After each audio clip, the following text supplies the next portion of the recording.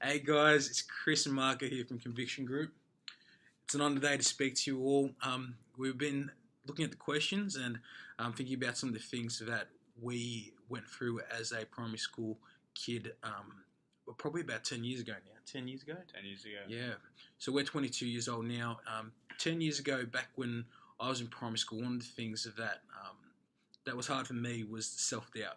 So when I was in high school and primary school, there was a lot of times when I didn't go and join and get involved with things inside school because I thought that people would judge me or that they weren't exactly what was seen to be cool.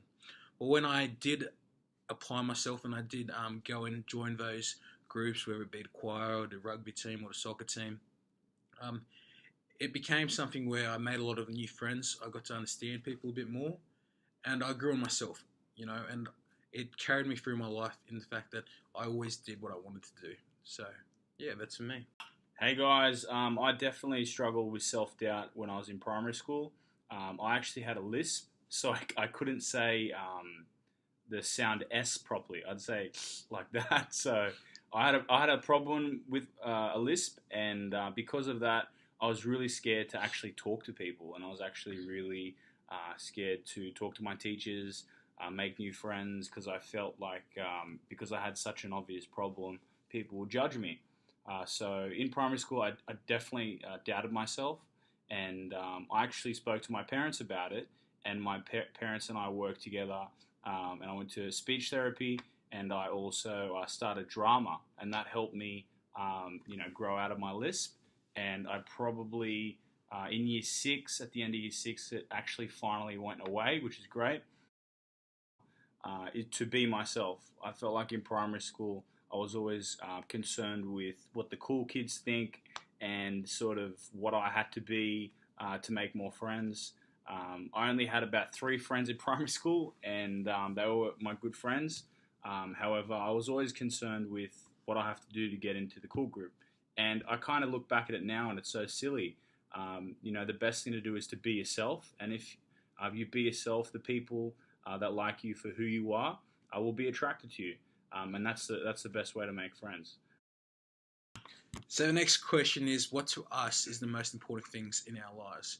Marco, what is your most important thing in your life? The most important thing in my life, Chris, and everyone out there, is my family. So 100%.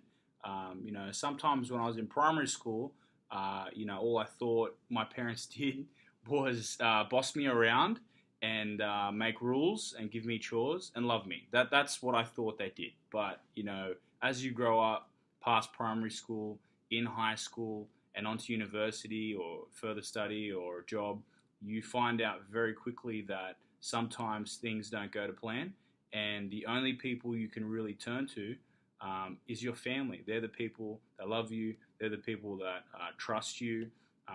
And yeah, my family is my rock. So yeah, I'd say my family is the most important thing to me. Chris? I'd probably agree with Marco on that. I'd agree with you, Marco. My family is probably the most important thing in my life. There's so many times when I look back on it now when my mum and dad, used to pick me up and then take me to training and then take me to sport on the weekends, take me to my friend's house.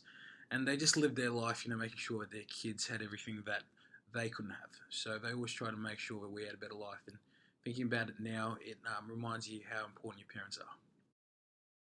All right, next question. The next question is it more important to be someone that you like, or is it more important to be someone that others like? Chris, what do you think? I think for me, it's most important to be someone that you like because everything in your life, everything exterior from your life comes first to you knowing yourself and loving yourself for who you are. Because then, when you like the person that you become, you sort of attract the same sort of personalities as well. People who have the similar views, similar values.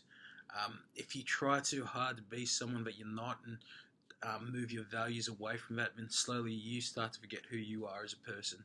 So if you like yourself, other people will like you. So that's simply the way I put it. What do you think, Marco? Oh, I definitely agree, Chris. I think that it's very important to be someone that you like. When I was in primary school, to be honest, guys, I was always trying to be someone else, and I honestly started to feel really comfortable in my skin. I'd say maybe a year out of high school. But yeah, in primary school, I had a lot of insecurities. I think it's important to be someone that you like because you'll not only attract people that like you for who you are rather than someone that you're not, but you're also being true to yourself.